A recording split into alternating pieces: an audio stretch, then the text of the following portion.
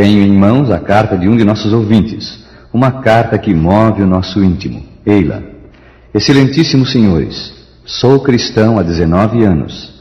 Escrevo para dizer-lhes que aos 12 anos de idade fui acometido pelo mal da lepra, passando a viver terríveis sofrimentos. Estou hoje com 62 anos que sofro desta moléstia. Já perdi os 20 dedos das mãos e dos pés. Fiquei quase cego. Sofro dores terríveis e insuportáveis. Estou pedindo a ajuda dos bondosos irmãos, pois já estou desgovernado. Preciso muito de vosso auxílio e de vossas orações.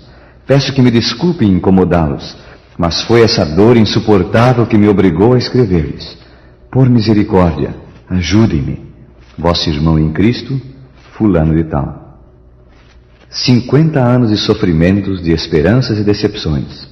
50 anos de dor, miséria e, quem sabe, desespero. Isto introduz o nosso assunto hoje. Será que Deus é insensível ao sofrimento humano? O sofrimento de um ser humano sob as vistas de Deus se coaduna com sua justiça e amor? É o sofrimento uma consequência natural do pecado? Uma punição? Por que sofrem os justos e os bons? Em primeiro lugar, é necessário afirmar que Deus não é o autor da miséria humana. Quando Ele completou sua obra criadora, percebeu que tudo era muito bom. Gênesis 1, 31. O sofrimento na Bíblia é considerado um intruso, algo estranho ao universo, estranho à natureza e caráter de Deus. As Escrituras afirmam que com a entrada do pecado no mundo, veio também o sofrimento, a morte e a dor. Mas Deus não é o autor do sofrimento. Jó era um homem sábio que viveu cerca de 3.000 anos atrás. O livro de Jó nos ajuda a compreender a origem do sofrimento, bem como seu autor. Neste livro encontramos um diálogo entre Deus e Satanás. Disse o Senhor: observaste o meu servo Jó, porque ninguém há na terra semelhante a ele, homem íntegro e reto e que se desvia do mal. Então respondeu Satanás ao Senhor: porventura Jó debalde teme a Deus? Acaso não o cercaste com sebe, a ele, a sua casa e a tudo quanto tem? A obra de suas mãos abençoaste, e os seus bens multiplicaste na terra. Jó 1, versos 8 a 10. Aqui Satanás reconhece que Jó recebia de Deus as bênçãos de proteção, abundância e prosperidade. Então Satanás fez uma insinuação maliciosa. Estende, porém, a tua mão e toca-lhe em tudo quanto tem, e verás se não blasfema contra ti na tua face. Ao que Deus respondeu: eis que tudo quanto ele tem está em teu poder, somente contra ele não estendas a tua mão. Versos 11 e 12. Satanás desafiou a Deus, dizendo que Jó não era íntegro, reto e justo, e que servia a Deus por amor próprio, buscando interesses pessoais. Deus aceitou o desafio, retirou sua proteção de Jó e permitiu que Satanás o afligisse. Satanás investiu furiosamente contra Jó. Num único dia, toda a sorte de calamidades lhe sobreveio. Seu gado destruídas. Seus 10 filhos foram mortos simultaneamente. Tudo no mesmo dia. Apesar de Jó permaneceu fiel. Diz a Escritura, Jó 1, 22, em tudo isto Jó não pecou, nem atribuiu falta alguma ao Senhor. Vemos nesse caso, em primeiro lugar, que Deus é o autor do bem e que Satanás é o autor do sofrimento, da dor e do mal. Outro ponto a considerar: na maioria das vezes, nossos sofrimentos não são punições de Deus. Nos dias de Cristo, pensava-se que o sofrimento e a doença eram castigos que Deus infligia sobre aqueles que o haviam entristecido.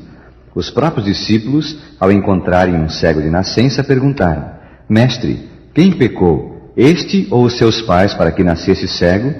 Ao que Jesus respondeu: nem ele pecou, nem os seus pais. São João 9, 2 e 3. A ideia pagã de que dor e sofrimento são castigos arbitrários de Deus era repugnante a Cristo. Em terceiro lugar, muitos dos nossos sofrimentos são causados por nossa própria culpa.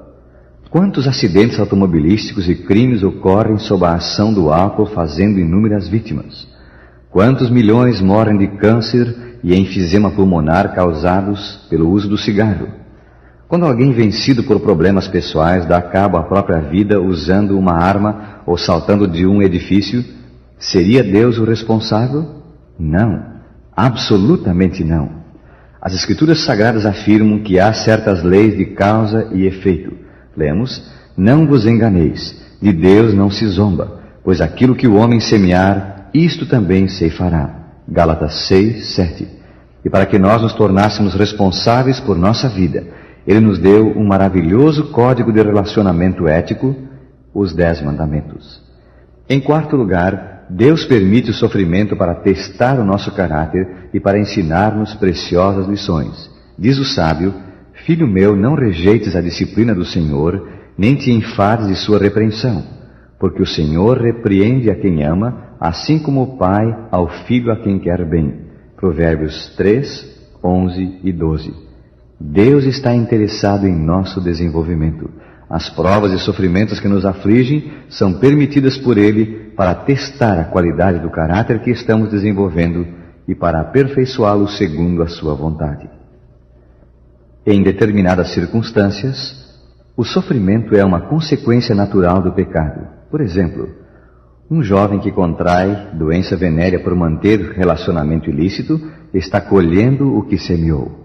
Em outros casos, o sofrimento é uma punição de Deus, mas não sem advertência prévia. Um exemplo disso foi o cativeiro babilônico, quando o povo de Deus foi levado para a Babilônia. Deus os advertira de que, se continuassem em seus maus caminhos, esta seria a sentença. Eles insistiram no mal e o cativeiro infligiu-lhes terrível sofrimento, vergonha e tristeza, como profetizado anteriormente. Vemos, portanto, que Deus permite o sofrimento para nos disciplinar.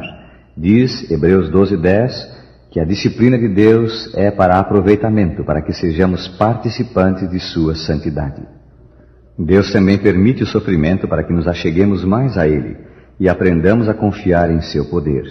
Tenho aqui em mãos outra carta de uma jovem que diz: eu tinha aversão às coisas religiosas. Durante muito tempo perambulei por aí sem religião e sem Deus.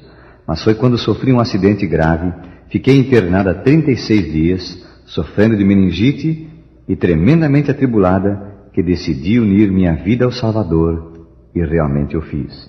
Agora sinto-me realizada e feliz, e compreendo o porquê daquele acidente e daquelas tribulações por que passei. Neste caso, Deus consentiu com o acidente para que esta jovem tomasse tempo para reflexionar e se decidisse a servi-lo.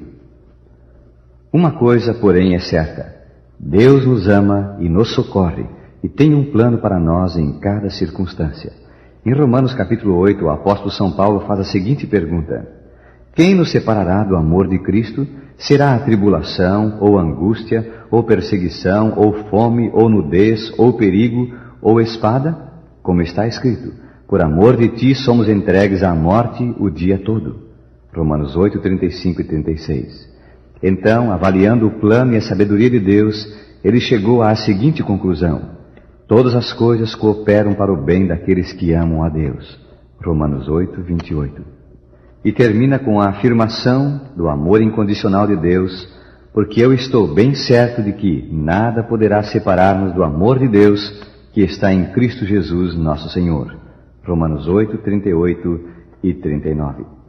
Deus não promete livrar-nos ou impedir que o sofrimento venha sobre nós, mas assim como esteve com Daniel na cova dos leões, com os 3 hebreus na fornalha de fogo ardente, com Pedro na prisão, Ele promete estar conosco em todo o tempo.